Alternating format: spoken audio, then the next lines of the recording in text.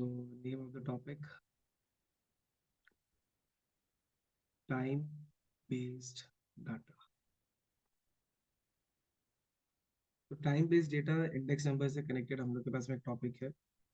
इसमें करने का क्या है, अपन को सबसे पहले हम लोग के पास टाइम बेस्ड डेटा में हम लोग एक वर्ड सीखा था जिसको हम लोग बोलता था ट्रेंड। और उसका जब एनालिसिस होता था तो ट्रेंड एनालिसिस नाम दिया था।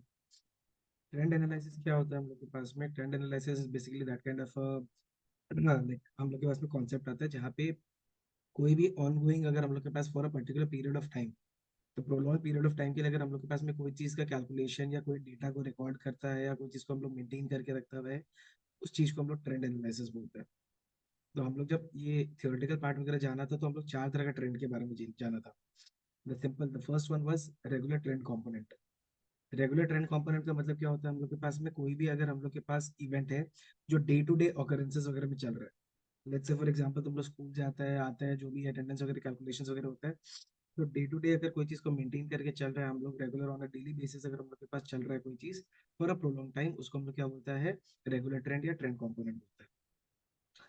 फिर हम लोग के पास में सेकंड वाला कॉन्सेप्ट जो आया था जिसको हम लोग बोला था सीजनल ट्रेंड। सीजनल ट्रेंड ये होता है जैसे कि अभी ठंड चल रहा है तो ठंड के टाइम पे हम लोग के पास क्या होता है, विंटर वेयर का क्लोथ वगैरह का रिक्वायरमेंट ज्यादा होने लग जाता है। तो seasonal, on the basis off season, अगर कोई ना कोई प्रोडक्ट का हम लोग के पास रिक्वायरमेंट ज्यादा या कम हो जाता है, उस चीज को अपन क्या बोलता है? We consider that to be seasonal trend. Similarly हम लोग के पास नेक्स्ट वाला जो कंपोनेंट आता है उसको हम लोग बोलता है साइक्लिकल ट्रेंड। साइक्लिकल ट्रेंड मतलब अगर हम लोग के पास कोई भी चीज़ है जैसे इलेक्शंस, इलेक्शन का कॉन्सेप्ट वगैरह के बारे में तो क्या जाना था कि इलेक्शंस में हम लोग के पास में कोई भी पहले तो कैंडिडेट का नॉमिनेशन होता है। नॉमिनेशन वगैरह होने के बाद में हम लोग के पास में प्रमोशंस वगैरह होता है। प्रमोशंस वगैरह होने के बाद में हम लोग के पास वोटिंग होता है। वोटिंग होने के बाद में हम लोग के पास रिजल्ट आते हैं। रिजल्ट आने के बाद हम लोग के पास में गवर्नमेंट बॉडी फॉर्म। तो ये जितना भी पीरियड के लिए हम लोग के पास में गवर्नमेंट बॉडी फॉर्म रहता है, after let's say 3 years 5 years depending on the government body या डिपेंडिंग अपॉन द इलेक्शंस, हम लोग के पास में क्या होता है, वापस से ये सेम साइकिल रिपीट होना स्टार्ट हो जाता है। लाइक 2019 में हम लोग का इलेक्शंस हुआ था, अभी 2024 में वापस से हम लोग के पास में लोकसभा के इलेक्शंस है। तो जो चीज़ 2019 में हम लोग के पास सीक्वेंस में प्रमोशंस या कैंडिडेचर या सब कुछ जो हुआ था, वही सेम चीज़ 2024 में वापस से स्टार्ट हो गया। तो कोई चीज़ अगर रिपीट होता है in the form of continuous process, cyclical form में, तो उस चीज़ को हम लोग क्या बोलता है? हम लोग साइक्लिकल एनालिसिस बोलता है। And last but not the least is irregular trend analysis. तो इरेगुलर ट्रेंड एनालिसिस या इरेगुलर ट्रेंड कंपोनेंट का क्या मतलब होता है? समथिंग जिसके बारे में हम लोग को कोई आइडिया ही नहीं है कि कब हो जाएगा। Let's say covid, something which is unpredictable या natural calamities. We don't know कि नेक्स्ट टाइम हम लोग के पास में सुनामी कब आएगा, या नेक्स्ट टाइम हम लोग के पास में अर्थक्वेक कब आएगा, या नेक्स्ट टाइम हम लोग के पास में कोई ना कोई हम लोग का फ्लड्स वगैरह है वो किस तरीके से कैसे क्या सिचुएशन रहेगा, और अगर आया तो कितना डैमेज होगा, क्या होगा, कैसे होगा, वो सब हम लोग को नॉलेज नहीं है। तो something which is not fixed या it is based on the natural calamity और natural process which cannot be predicted is known as what is known as irregular trend component। ये चारों कंपोनेंट को मिला के हम लोग के पास में एक कॉन्सेप्ट सीखा था जिसको हम लोग के पास बोला था ट्रेंड एनालिसिस कंपोनेंट। ठीक है, ट्रेंड एनालिसिस कंपोनेंट, उसमें हम लोग के पास में क्या किया था? हम लोग के पास दो तरह का मॉडल आता था। एक आता था एडिटिव मॉडल, दूसरा आता था हम लोग के पास में मल्टीप्लिकेटिव मॉडल। तो एडिटिव मॉडल क्या होता था हम लोग के पास में? जब जितना भी ट्रेंड कंपोनेंट्स है वो इंडिपेंडेंटली एक दूसरे के साथ विदाउट एनी कनेक्शन मूव कर रहे हैं। तो regular trend component plus seasonal component plus cyclical component plus irregular component, इन सबको मिला के मेरे पास क्या होता है? ओवरऑल एक ट्रेंड कंपोनेंट हम लोग के पास जनरेट होता है। मल्टीप्लिकेटर में क्या होता है? सब चीज इंटरकनेक्टेड है। TSCI, इसको हम लोग ओवरऑल ले लेते हैं। तो मल्टीप्लिकेटर में क्या होता है? डिपेंडेंट डेटा पे आता है। Let's say for example additive का अगर हम एग्जांपल लें कि सपोज असम में हम लोग के पास में बाढ़ आ गया, भगवान नगर आए लेकिन हम लोग जस्ट एक एग्जांपल ले रहे हैं कि सपोज असम में हम लोग के पास में बाढ़ आ गया और राजस्थान में हम लोग के पास में सपोज अचानक से आइसक्रीम का सेल बहुत ज्यादा हो गया। फिर हम लोग के पास में कर्नाटका में इलेक्शंस का कैंपेनिंग वगैरह वो सब स्टार्ट हो गया। और साउथ में हम लोग के पास में कहीं पे कोई एक जगह पे हम लोग के पास में कुछ और एक सिचुएशन, मतलब जैसे कि हम लोग के पास कोई भी डे टू डे कोई काम कर रहा है, लेबर वर्क वगैरह कंस्ट्रक्शन वगैरह चल रहा है, उसका हम लोग का कुछ ना कुछ कैलकुलेशन चल रहा है। तुम लोग मेरे को एक बात बताओ, ये चारों चीज में कोई भी कॉमन कनेक्शन है क्या? जो चार सिचुएशन, चार स्टेट का हम कंपोनेंट लिया, उसमें कहीं पे भी कोई भी कॉमन चीज नहीं है। तो अगर हम लोग के पास कॉमन चीज नहीं है, मतलब ये क्या हो रहा है, इंडिपेंडेंट डेटा के लिए आ रहा है। इंडिपेंडेंट डेटा के लिए हम लोग क्या लेता है, एडिटिव मॉडल वगैरह को लेता है। बट अगर हम लोग यहाँ मल्टीप्लिकेटिव मॉडल के बारे में बात करें, तो सपोज कोई एक ऐसा सिटी है या ऐसा कोई स्टेट है जहाँ पे हम लोग के पास कोई ना कोई सीनियर मिनिस्टर वगैरह का या डेथ हो गया हम लोग के पास। डेथ इज इरेगुलर अनप्रेडिक्टेबल, वो हम लोग के पास में आ गया। उसमें क्या हो जाता है हम लोग के पास, अचानक से गवर्नमेंट बॉडी फॉल हो गया। गवर्नमेंट बॉडी फॉल होने की वजह से क्या होगा, हम लोग के पास में वापस से कैंपेनिंग, कैंडिडेचर वगैरह सारा कुछ पे डिस्कशन चालू हो जाएगा। तो वो क्या हो जाएगा हम लोग के पास में, साइक्लिकल प्रोसेस वाला कॉन्सेप्ट आ जाएगा। फिर साइक्लिकल प्रोसेस वगैरह होने के बाद में हम लोग के पास में एक इलेक्शन का सीजन डेवलप हो जाएगा। ठीक है, for a prolong period of time हम लोग के पास में अगर इलेक्शन चल रहा है, it will be a season of elections, जहाँ पे सारा का सारा काम हम लोग के पास में कैंपेनिंग और ये सब चीज होना शुरू हो जाएगा। एक बार गवर्नमेंट बॉडी वगैरह फॉर्म हो गया, उसमें ये लोग डे टू डे कितना काम कर रहा है, कैसे काम कर रहा है, किस तरीके से काम कर रहा है, वो क्या हो जाएगा हम लोग के पास रेगुलर ट्रेंड कंपोनेंट में कंसिडर हो जाएगा। So whenever the events are interdependent on each other, we use the multiplicative model. Whenever data is independent of each other, we use the additive model. आया समझ में या कोई दिक्कत या डाउट है? Any confusion, any doubt, any problem? बोलिए जल्दी से। समझ गया।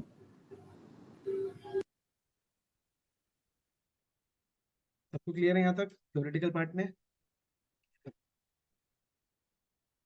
अच्छा, तो हम लोग के पास में जो भी डेटा एनालिसिस वगैरह हम लोग करेगा, वो हम लोग वो मेथड सीखेगा, और सिर्फ हम लोग के पास में जो रेगुलर ट्रेंड वाला पार्ट है, वो ही हम लोग इसको कैलकुलेट कर सकते हैं। क्योंकि बाकी सीजनल, साइक्लिकल, इरेगुलर वाला चीज प्रेडिक्टेबल नहीं है। तो इस वजह से हम लोग कुछ भी कैलकुलेशंस वगैरह नहीं कर पाएगा। ट्रेंड हम लोग के पास में जो भी कंपोनेंट होगा, या जो भी हम लोग ट्रेंड एनालिसिस करेगा, वो हम लोग का on the basis of only regular trend ही करेगा। सो दो मेथड है हम लोग के पास में जो हम लोग सीखेगा। पहला है moving average method, and second हम लोग के पास में है method of least square.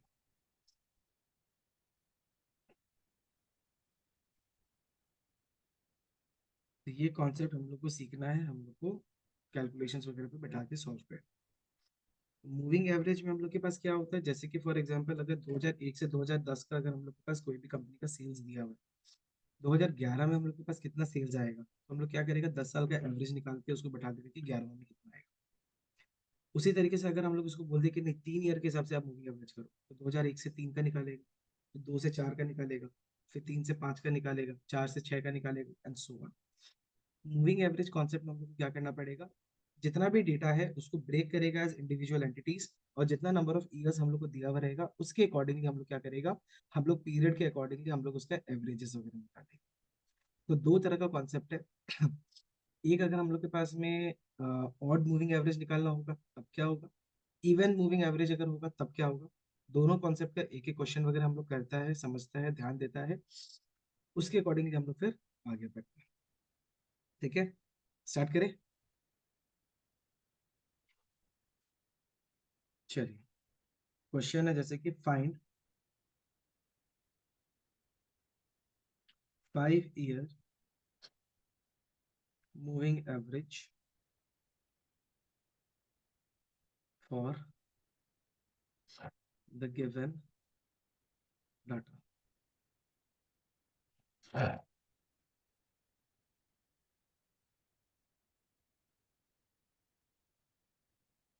5 year moving average निकालने के लिए बोला हुआ है। अब अपने पास में एक टेबल का कॉन्सेप्ट सीखता है।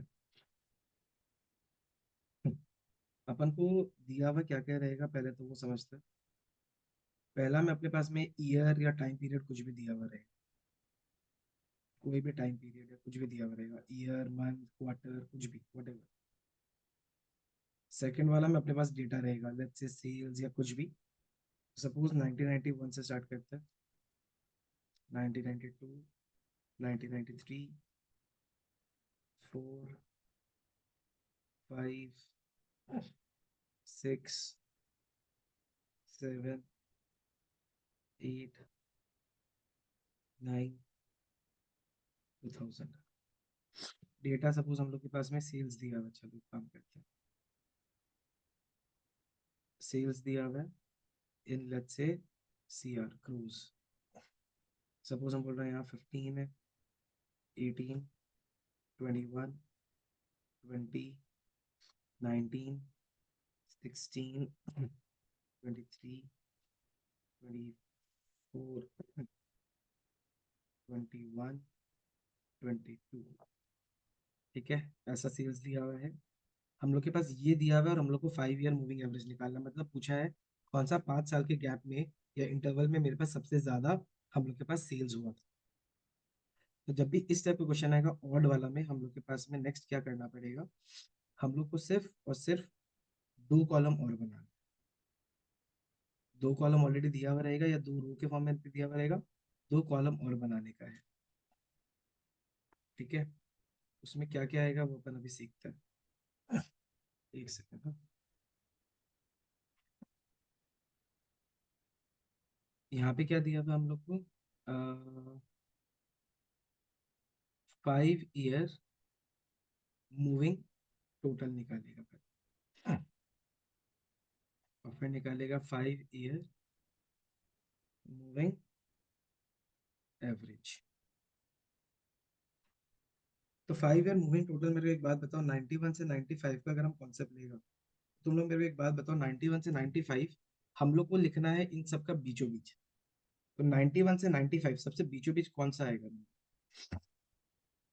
1993 आएगा, हाँ कि ना? हाँ हाँ।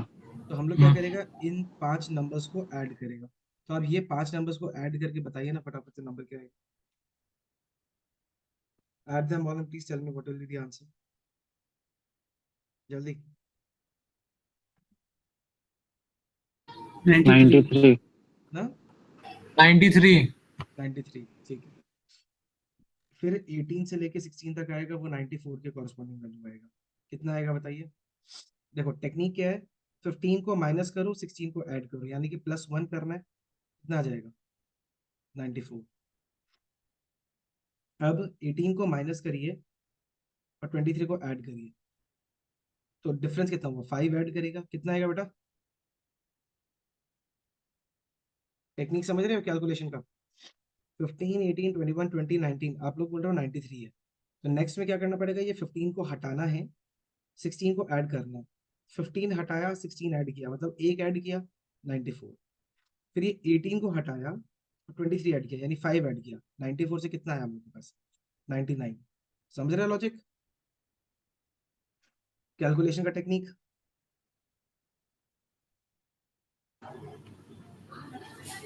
नेक्स्ट वाला में क्या करना है, किसको हटा रहे हैं हम लोग? 21 को हटा रहे हैं ना, 21 को हटा रहे हैं, 24 को लगा रहे हैं, तो कितना आएगा? 21 हटा के 24 लगा रहे हैं, तो कितना ऐड होगा? 3। 3, 3। 102 आ जाएगा। फिर 20 हटा के 21 ऐड कर रहा है, एक ऐड हो जाएगा। एक ऐड हो। फिर किसको हटा रहे हैं? 19 हटा के 22 ऐड कर, 19 हटा के 21। 19 हटा के 22 ऐड कर। 21।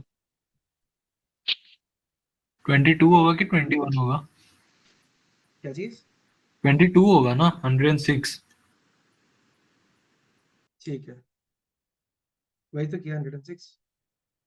हाँ।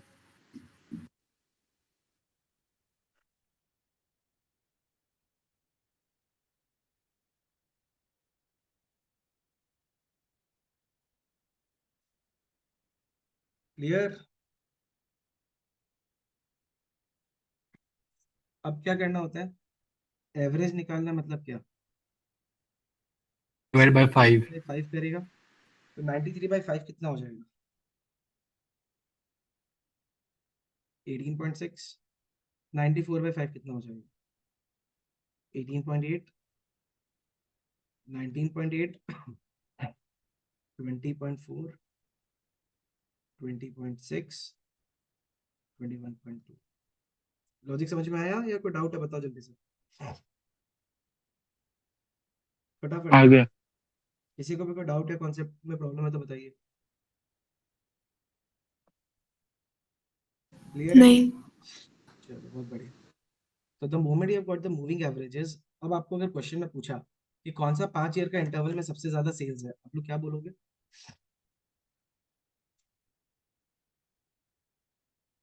कौन सा 5 साल का सबसे ज्यादा सेल्स है? लास्ट वाला में 21.2। तो 96 से लेके 2000 में सबसे ज्यादा वाला सेल है आपके पास, समझ गया? From the year 1996 to 2000, that is the like interval जहाँ पे सबसे ज्यादा सेल्स है अपने पास। इसके बाद अपन को क्या करने का है, जो ग्राफ होता है वो ग्राफ प्लॉट करता है अपन, याद है? ग्राफ में क्या प्लॉट करता था? किसको किसको क्या क्या चीज को प्लॉट करता था ग्राफ में? सेल्स वो ला सेल्स और मूविंग एवरेज। तो बेसिकली सेल का ईयर यहाँ पे आता था, सेल्स यहाँ आता था। तो हम लोग क्या करता था, फर्स्ट वाला को लेता था एक्स एक्सिस में, सेकंड वाला को लेता था वाई एक्सिस के अकॉर्डिंगली, और उसी में हम लोग क्या करता था, हम लोग ये वाला एवरेजेस को भी लेके आता था। मतलब अगर पहला वाला graph, just I am giving an example, वो ऐसा कुछ आ रहा है, दूसरा एग्जांपल हम लोग के पास, दूसरा वाला ग्राफ कैसे आता था, सपोज ऐसा कुछ डॉटेड में इस तरीके से आता था। याद आ रहा है क्या किया था हम लोग ट्रेंड एनालिसिस में? हाँ सर। क्लियर? फर्स्ट वाला सेकंड वाला प्लॉट करते हैं और लास्ट वाला करते हैं।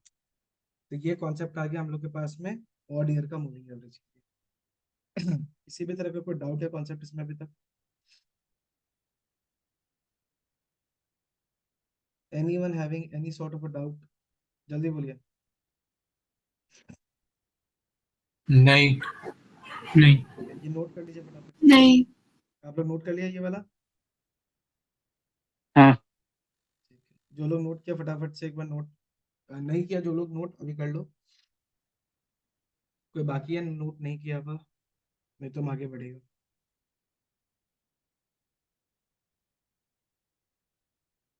ओके बढ़िया।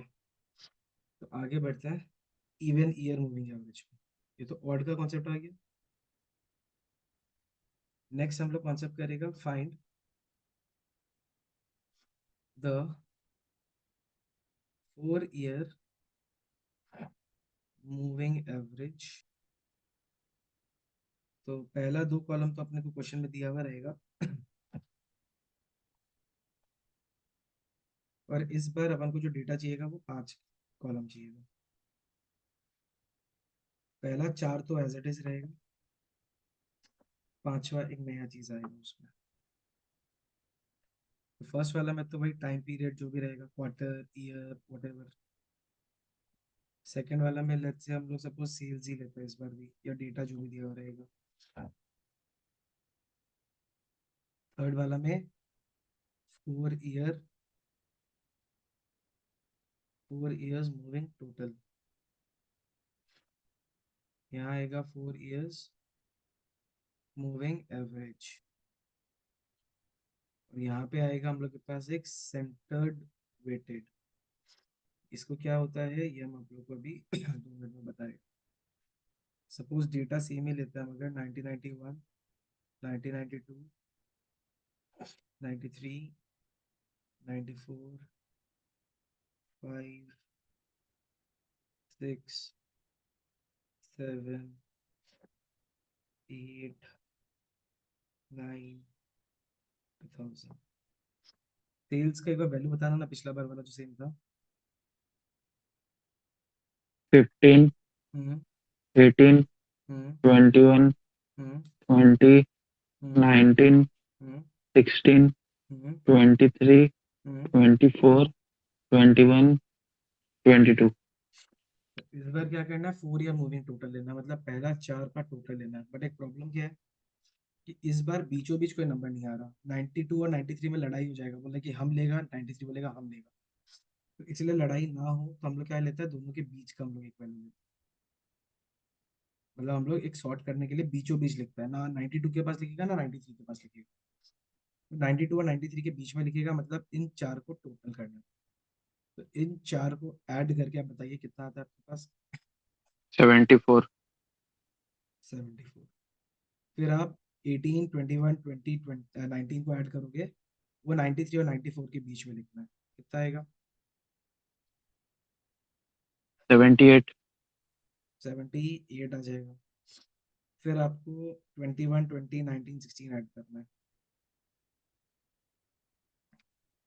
18 हटाया 16, 18 को हटाया 16 को ऐड किया, मतलब 76 आ जाएगा।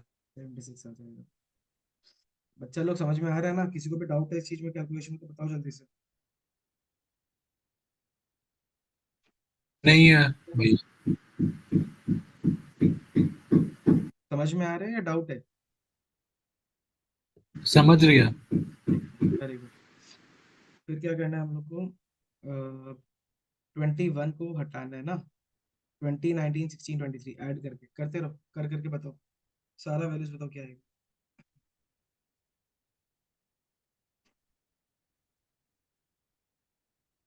जल्दी।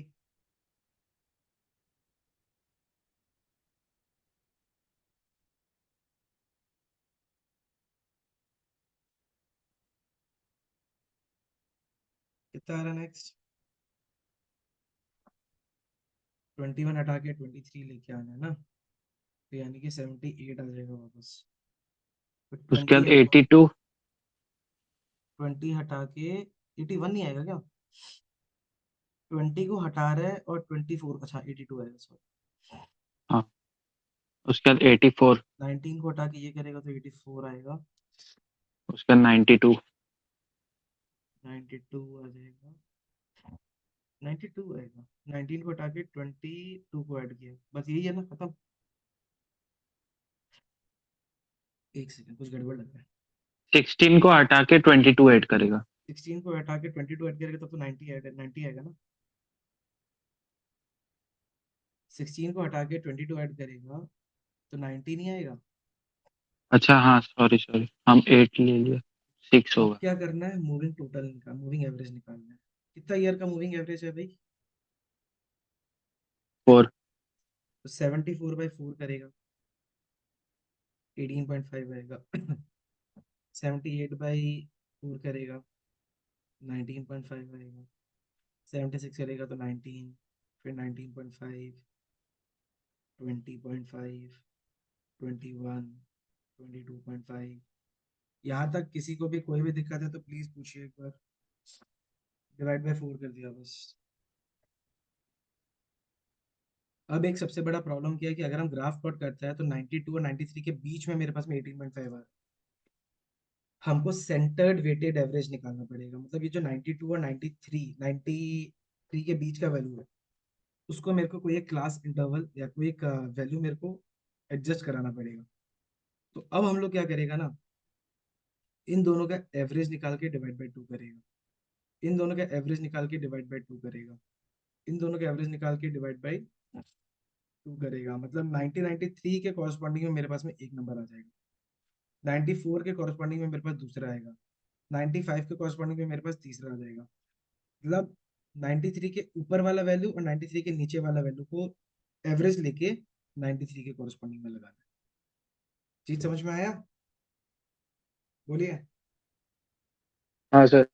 सबको, पक्का से। हम लोग को क्या हाँ करना है? 93 के ऊपर वाला और 93 के नीचे वाला वैल्यू को ऐड करके हम लोग को सॉल्व करना है। तो चलिए बताइए क्या क्या आ रहा है values. Tell me the answers जल्दी से।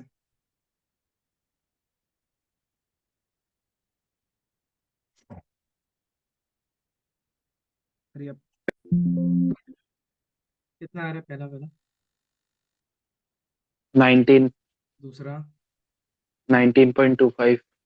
अच्छा तीसरा? 19.25। चौथा? 20। देन? 20.75। लास्ट? 21.75। ठीक है। इसके बाद क्या करना होता है? Graph plotting. क्लियर? इसमें सेल और सेंटर्ड वेटेड जाएगा ना? क्या चीज? इसमें सेल का वैल्यू और सेंटर वेटेड जाएगा। इसमें सेल्स का वैल्यू सेंटेड वेटेड जाएगा, जो भी लास्ट कॉलम रहता है। देखो फर्स्ट कॉलम तो टाइम पीरियड के लिए चाहिएगा ही चाहिएगा, सेकंड वाला सेल्स के लिए चाहिएगा ही चाहिएगा, और थर्ड वाला लास्ट वाला जो सेंटेड वेटेड एवरेज रहता है वो ट्रेंड शो करने के लिए हम लोग के पास में चाहिएगा, क्योंकि फाइनल एवरेज तो हम लोग के पास में वही वाला दिखा रहा है ना। तो first, third and the last one, चाहे ऑड वाला हो तब भी लास्ट वाला लेगा, उसमें लास्ट वाला क्या हो जाता है, फोर्थ कॉलम हो जाता है। इवन वाला में लास्ट वाला क्या हो जाता है, फिफ्थ कॉलम हो जाता है। अदरवाइज हमेशा फर्स्ट, सेकंड एंड लास्ट वाले को प्लॉट, जो सेकंड वाला है वो बोल्ड लाइन में आएगा, लास्ट वाला जो है वो डॉटेड लाइन में, बस। क्लियर? हाँ सर। किसी को भी कोई दिक्कत या डाउट या कंफ्यूजन है तो बताइए एक बार जल्दी से। मूविंग एवरेज मेथड में किसी को भी किसी भी तरह का डाउट है, दिक्कत है तो ये बताओ। नहीं। 100%? हाँ। गर्ल्स? हाँ अंजलि? हाँ सर। ठीक है। आगे बढ़े हम लोग नेक्स्ट वाला मेथड पे। मिनट लिख रहा है। कर लो फटाफट से।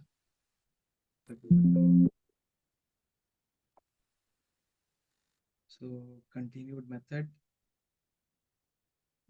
of least squares। Method of least square का क्या मतलब होता है, जो हम लोग के पास में बेसिकली जो डेविएशंस हम लोग लेते हैं ना, डेविएशंस फ्रॉम सेंट्रल वैल्यू। तुम लोग अगर देख रहा होगा पिछला वाला जो हम लोग ग्राफ वगैरह के कॉन्सेप्ट में सीखा था, मूविंग एवरेज में सीखा था, तो जो ट्रेंड एनालिसिस और ट्रेंड वाला जो हम लोग का कंपोनेंट वगैरह जो चीज़ आ रहा था, वो क्या आ रहा था हम लोग के पास, थोड़ा ऊपर नीचे वैल्यू, मतलब एकदम प्रॉपर फॉर्मेट में नहीं आ रहा था। थोड़ा वैल्यू कभी ऊपर हो रहा था कभी नीचे हो रहा था, तो इस वजह से क्या हो रहा था, वो डेविएशन हम लोग के पास में एक स्ट्रेट फॉर्मेट में या एक स्ट्रेट लीनियर फॉर्मेट में नहीं आ रहा था। तो उसको अवॉइड करने के लिए हम लोग के पास में एक नया मेथड हम लोग लगाते हैं, जिसको हम लोग बोलते हैं मेथड ऑफ लीस्ट स्क्वायर्स। इस मेथड को एक और हम लोग बोलता है कि इसको हम लोग लीनियर इक्वेशन के फॉर्म में कन्वर्ट करके या लीनियर कंपोनेंट के फॉर्म में कन्वर्ट करके हम लोग ग्राफ प्लॉट करते हैं। वो ग्राफ का हम लोग के पास जो नाम होता है उसको हम लोग बोलते हैं line of best fit.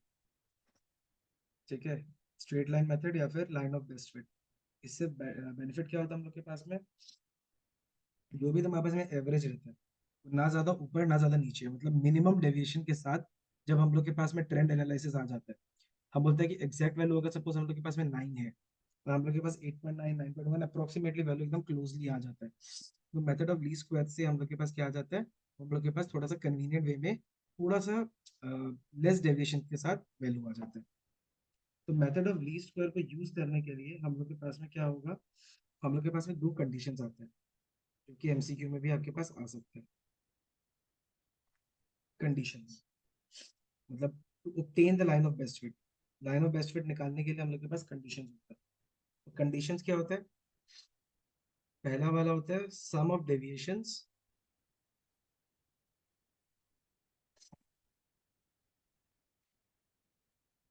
Some of deviations must be zero. मतलब डेटा सिमेट्रिक होना पड़ेगा। अगर हम लोग के पास में कोई भी एक्सेस अगर आ रहा है, कोई भी डेटा आ रहा है, उसके लेफ्ट हैंड साइड और उसके राइट हैंड साइड मेरे पास जो डेटा होना पड़ेगा वो क्या होना पड़ेगा, जितना भी डेविएशंस होगा वो सारा डेविएशंस का वैल्यू कितना होना पड़ेगा हम लोग के पास में, it has to be always taken to be as zero. इसका कंडीशन क्या है, summation y minus Y T equal to zero. Y T क्या है हम लोग के पास में, ओरिजिन ईयर। यहाँ पे वाई टी क्या होता है, it is the origin year, और y क्या हो जाएगा, it is the considered year. और सेकेंड आता है हम लोग के पास में summation y minus Y T whole square is equal to least, मतलब मिनिमम। इसीलिए इसको हम लोग क्या होता है, मतलब sum of the deviations, sorry sum of the squared deviations क्या होना पड़ेगा, मिनिमम वैल्यू होना पड़ेगा, और सम ऑफ द डेविएशंस क्या होना पड़ेगा हम लोग के पास में, जीरो होना पड़ेगा। तुम लोग बोलेगा सर मेरे को एक बात बताओ कि ये जो इक्वेशन है, इसी इक्वेशन को होल स्क्वायर करके तो ये आ रहा है, ऐसा होता है क्या, इसी इक्वेशन को होल स्क्वायर करके ये थोड़ी आ रहा है। ये मेरे पास में जो summation y minus Y T है उसका वैल्यू आ रहा है सपोज -1, -2, ठीक है, -3, जो भी 1 2 3 समथिंग समथिंग समथिंग। तो हम सबको जब ऐड करेगा तो कितना उसका, हम जब ये मेरे पास suppose y minus Y T का वैल्यू, तो y माइनस वाई टी का स्क्वायर कितना हो जाएगा, ये 1 ये 4 ये 9 एंड सो ऑन। अगर y माइनस वाई टी हम लोग के पास में सम जीरो होता है, y माइनस वाई टी का होल स्क्वायर का वैल्यू हम लोग के पास में जीरो, ना जरूरी नहीं है। ठीक है, इनफैक्ट कभी जीरो होगा ही नहीं, क्योंकि हम लोग के पास में कोई भी चीज का, कोई भी नंबर्स का स्क्वायर को आप जब ऐड करते हो, when you are adding the squares of multiple numbers, it can never be equal to zero. ये तो पता है। किसी भी नंबर का स्क्वायर्स को जब आप ऐड करते हो, चाहे नेगेटिव नंबर का स्क्वायर या पॉजिटिव नंबर का स्क्वायर को आप ऐड करते हो, तो कभी भी वैल्यू हम लोग के पास में जीरो आ सकता है क्या? -1 का स्क्वायर प्लस -2 का स्क्वायर प्लस 1 का स्क्वायर प्लस 2 का स्क्वायर कितना आएगा? -1 का स्क्वायर प्लस -2 का स्क्वायर प्लस 1 का स्क्वायर प्लस 2 का स्क्वायर, इसका वैल्यू जीरो आएगा क्या? नहीं। नहीं। इसका वैल्यू कितना आएगा? 1 + 4 + 1 + 4, इसका वैल्यू आएगा 10। ठीक है, 10। बट -1 -2 +1 +2, इसका वैल्यू कितना आएगा? 0। जीरो। यानी y minus Y two, Y T अगर जीरो है, इसको ऐड करने से तो y माइनस वाई टी का मुझपर हम लोग के पास जरूरी नहीं कि जीरो, बट वो क्या आएगा हमेशा? वो मिनिमम आएगा, तभी हम लोग के पास line of best fit obtain कर पाएगा। समझ गया? ओके, हाँ सर। बाकी सबको भी क्लियर है? हाँ। ठीक। इसके बाद में हम लोग के पास जो आता है मेन कॉन्सेप्ट जो हम लोग को सॉल्व करके निकालना है, वो ये है फॉर्मूला। तो हम लोग के पास जब भी ट्रेंड लाइन के बारे में बात करेगा, हम लोग क्या निकालेगा? हम लोग निकालेगा इक्वेशन ऑफ ट्रेंड लाइन।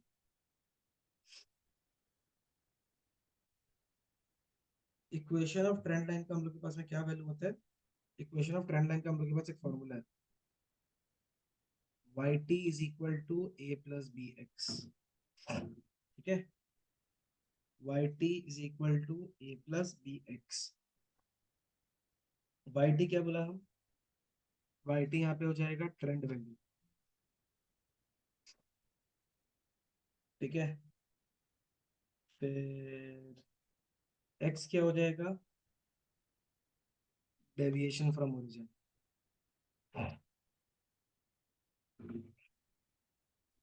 मतलब Y T minus Y T जो लेगा ना, वो हो जाएगा एक्स।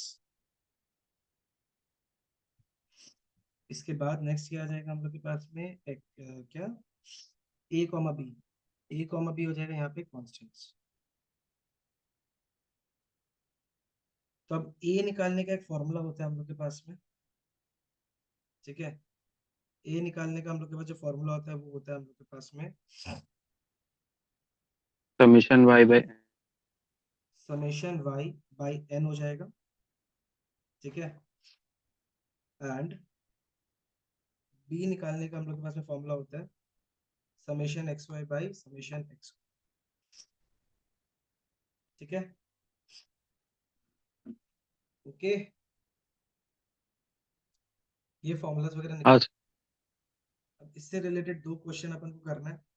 जब हम लोग इक्वल टू वाला कॉन्सेप्ट करेगा तब क्या करना, मतलब equal, sorry, even number data के लिए होगा तब क्या करना है, और नंबर डेटा होगा तब क्या करना है, दोनों कॉन्सेप्ट वगैरह भी हम लोग करके एक बार सीखते हैं। ठीक है, शुरू करें? चलो स्टार्ट। Yes sir. ये आप लोग नोट कर लिया?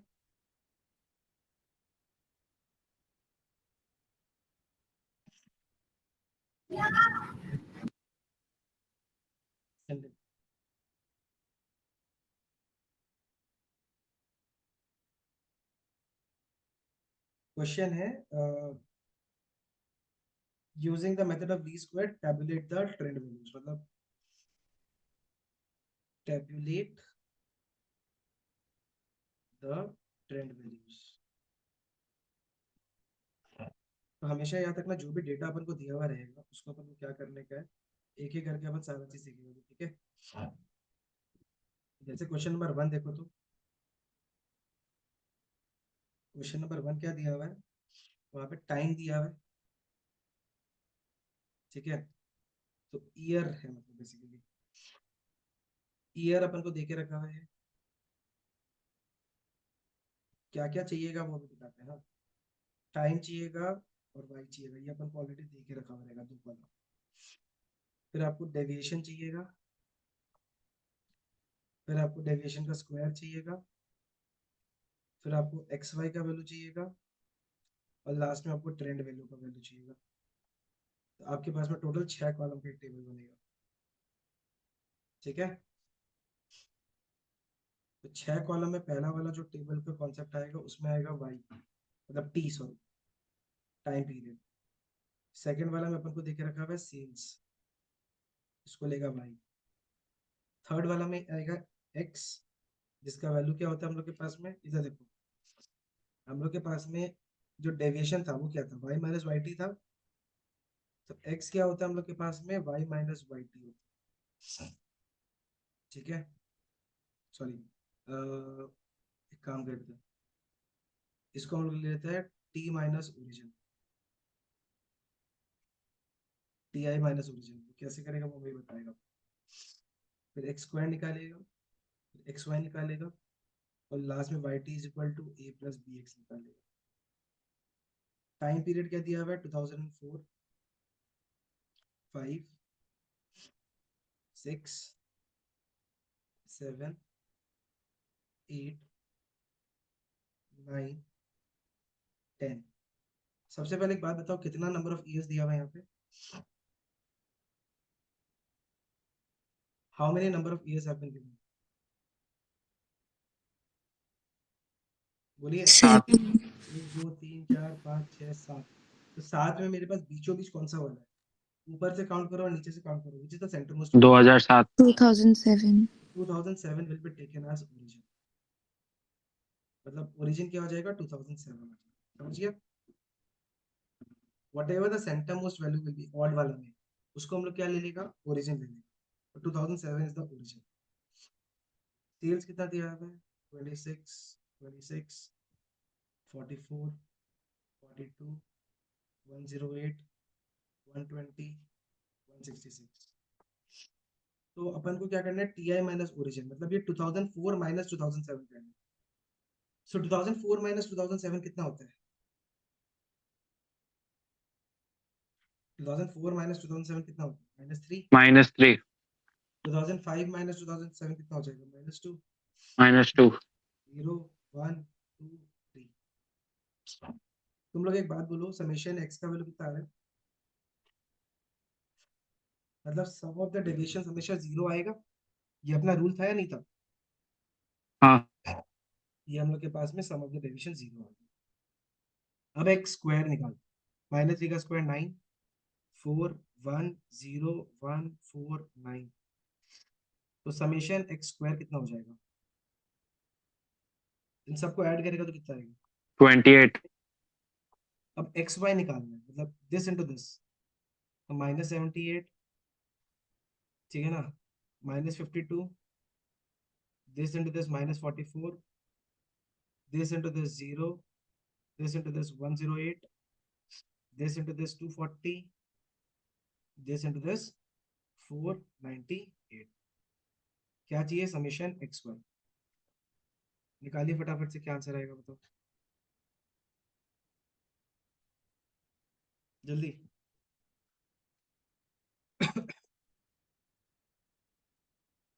665। 665, मेरा तो इतना ही आया। गलत है, गलत है।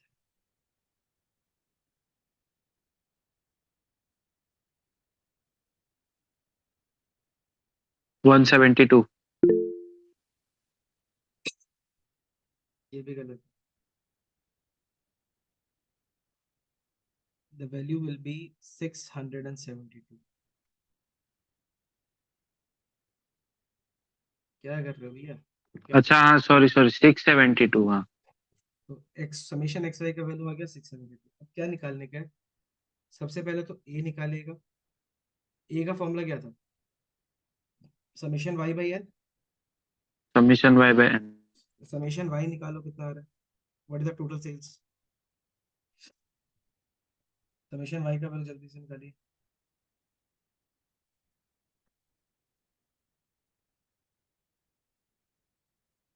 35। समेशन वाई बोल रहा है, क्या बोल रहे 35, कुछ भी बोल रहे calculation. Sorry sorry sorry sorry. थोड़ा 525। थोड़ा तो लॉजिक लगा, और सारा इवन नंबर्स लास्ट में आ रहे, कैसे 525 आएगा दिमाग, प्लस माइनस भी नहीं आता आपको। बेसिक एडिशन सब्ट्रैक्शन में गड़बड़ कर रहा है, कहाँ से अफोर्ड कर पाएगा। 532. The answer is 532, very good.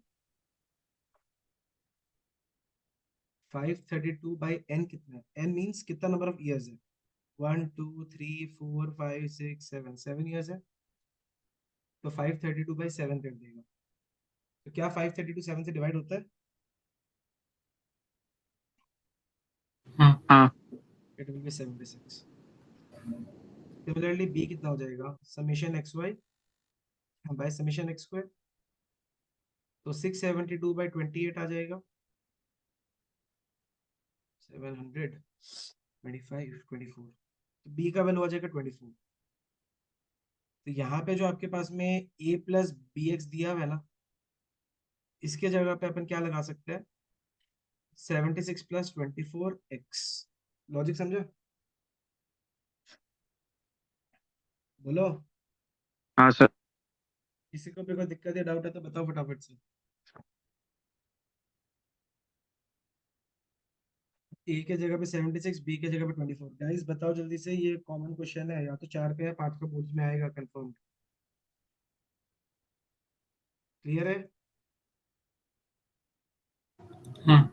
ठीक है, तो पहला वाला के लिए क्या निकालना है, 76 + 24x। पहला वाले के लिए x का वैल्यू कितना, -3, तो 76 माइनस 72 हो जाएगा, कितना वैल्यू आएगा, 4। फिर 76 माइनस 48 आ जाएगा, कितना वैल्यू आ जाएगा, 28। 28। अब मेरे को एक बात बताओ, ये एक अरिथमेटिक प्रोग्रेशन जैसा फॉर्म कर रहा है, जहाँ पे x का वैल्यू भी कंटिन्यूअस में जा रहा है, इंक्रीज होते हुए 24 ऐड होते जाएगा। डायरेक्टली नेक्स्ट वाला कितना ले लेगा, 52, हमेशा यही होगा। हाँ, 52 के बाद क्या आएगा, 76, 100, 124, 148। That's it. समझ गया? जो भी हाँ अपने सर। पास में x का कोफिशिएंट रहेगा, उतना का गैप में मेरे पास ट्रेंड वैल्यूज आता रहेगा हमेशा, ऑलवेज। किसी को भी कोई डाउट या कंफ्यूजन है तो जल्दी से बताओ एक बार। सर एक बार रिपीट करो ना। कौन सा वाला पार्ट? ये आपने जो बोला ना, लास्ट वाला के लिए क्या डिफरेंस रहेगा? हम लोग के पास में जो भी x का कोफिशिएंट है, उतना का तो डिफरेंस आएगा ना। फर्स्ट केस में हम 74 24 इंटू -3 किया, तो 76 में से 72 गया। फिर 24 इंटू -2 किया, फिर 24 इंटू -1 किया, मतलब 24 क्या हो रहा है, मेरे पास ऐड होते जा रहे हैं। तो जो भी x का कोफिशिएंट है, वो मेरा सारा ट्रेंड वैल्यूज में क्या होता रहेगा, ऐड होते रहेगा। That is how you do the questions, that is the हाँ। टेक्निक। सॉल्व करना इजी हो जाएगा, ये ट्रिक है basically। हम्म, समझ गया? वापस से पूछ रहे, किसी को भी कोई डाउट है? नहीं। नोट कर लिया ये वाला? हाँ जी। हाँ सर। ठीक, नेक्स्ट वाला पे भी बढ़ जाता है। एक इवन वाला कर लेते हैं कॉन्सेप्ट। ये हो गया अपने पास में ऑड नंबर ऑफ ईयर्स का कॉन्सेप्ट है, जहाँ पे ओरिजिन कैसे निकालते हैं, जो भी एग्जैक्ट बीचों बीच वाला रहेगा उसको अपन ओरिजिन निकाल लेगा। फिर for even number of years अगर हम लोग निकालें,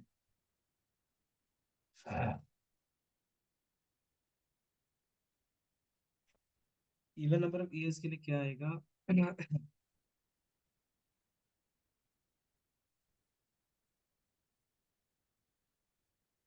नंबर ऑफ कॉलम्स तो सेम ही बनेगा, 6 का 6।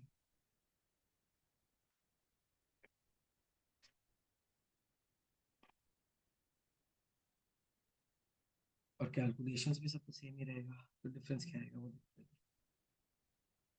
पहला वाला में क्या है अपने पास में, ईयर, जिसको अपन टी लेते हैं। ये नंबर 4 कर रहा था, हाँ, सेकंड वाला एक्सरसाइज। फिर क्या बोल के रखा था, प्रॉफिट। इसको अपन वाई लेते हैं। ईयर है 2005, 6, 7, 8, 9, 10।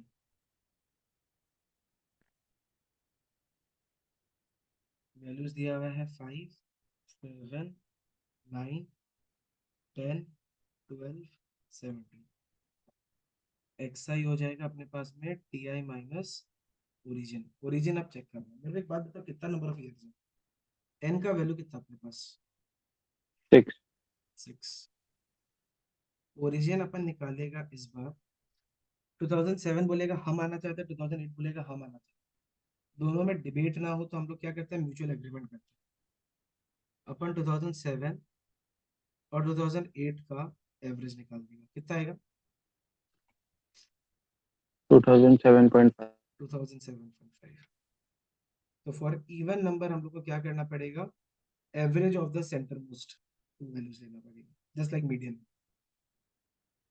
मीडियन में क्या कहता था, centre most even number of data के लिए क्या कहता था, सेंटर मोस्ट दो जो होता था उसका एवरेज लेता था। तो यहाँ पे अगर 10 होगा तो फिफ्थ और सिक्स का एवरेज लेगा, 6 है तो थर्ड और फोर्थ का एवरेज ले लिया।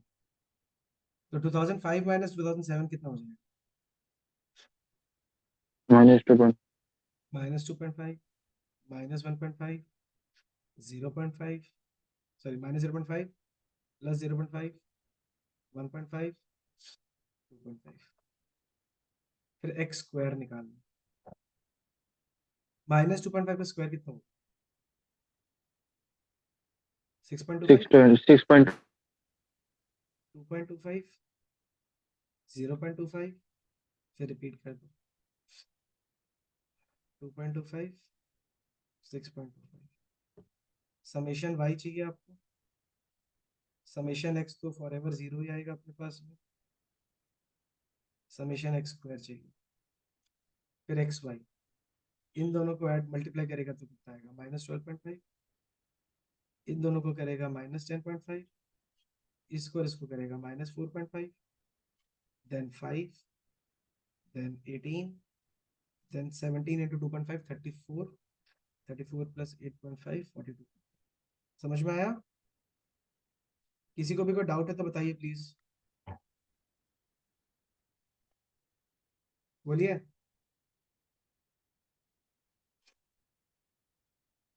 रिपीटिंग इट अगेन, किसी को भी कोई डाउट है तो बताइए। ठीक है। तो 5 प्लस 7 12, 12 प्लस 9 कितना हो जाएगा? 21, 31 60 हो जाएगा ये टोटल। प्लस 29 60 हो जाएगा। अब समेशन एक्स स्क्वायर, तो 12.5 प्लस 17.5। हाँ 12.5 प्लस 4.5 17 प्लस 0.5 17.5। Very good. अब इसका तो 42.5 माइनस 12.5 30 हो जाएगा। 23 माइनस 15 8 हो जाएगा। तो 38 हो जाएगा क्या मेरे हिसाब से? हाँ 42.5 माइनस 12.5 30, फिर ये 23 माइनस 15 8। तो 30 प्लस 8 कितना हो गया? 38। तो ये हो जाएगा 60/6। ए का वैल्यू 10 आ गया। Y T is equal to 10 plus, अब बी का वैल्यू निकाल, 38/17.5। अप्रोक्सीमेट वैल्यू निकालिए, इसका कितना आएगा? 38 divided by 17.5 approximate do this without calculator.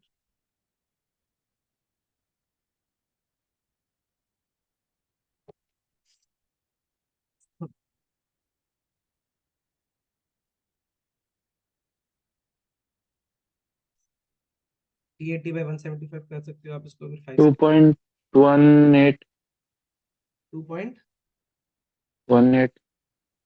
2.18। ठीक है। सो 10 प्लस 2.18 इंटू एक्स। पहला वाला वैल्यू क्या रहेगा देखना। हाँ 10 प्लस फर्स्ट वाला नंबर, ठीक है। हम फर्स्ट वाला का वाई टी निकाल रहे हैं, मतलब y1। तो y1 कितना हो जाएगा? 10 प्लस 2.18 इंटू -2.5, करेक्ट ना? तो 10 माइनस, अब 2.18 इंटू 2.5 4.36 प्लस 1.09। 5.45 आएगा, यानी 4.55 आ रहा है। आया समझ में? 2.18 इंटू 2 करेगा 4.36 आएगा, 2.18 इंटू 0.5 करेगा तो 1.09 आएगा। 4.36 प्लस 1.09 इज व्हाट? 5.45। तो फर्स्ट नंबर इज 4.55। इसके बाद क्या करना था बेटा? क्या टेक्निक था? What was the technique? 2.18 को अरे प्लस 2. करते तो जाएगा। ये एक एक का गैप में आ रहा है ना यहाँ पे भी वैल्यूज, तो जब एक एक का गैप में कंटिन्यूस आ रहा है तो क्या करना पड़ेगा? 2.18 ऐड करते हैं। इसमें 2.18 ऐड करेगा तो कितना आएगा? 6.73, 8.91, 11.09, 13.27, 15 पॉइंट कितना? 45। समझ में आया हाँ सर. सबको? 100% श्योर? कोई भी है जिसको थोड़ा सा भी डाउट है, छोटा मोटा कैसा भी? Anyone having any sort of a doubt? बोलिए जल्दी। हम लोग थियोरेटिकल पार्ट में भी चला गया, हम लोग दोनों तरह का मेथड भी कर लिया, ठीक है। मूविंग एवरेज में भी इवन एंड ऑड वाला कर लिया, मेथड ऑफ लीस्ट स्क्वायर में भी ऑड एंड इवन वाला कर लिया। तो सारा पैटर्न क्लियर हो गया आप लोग का?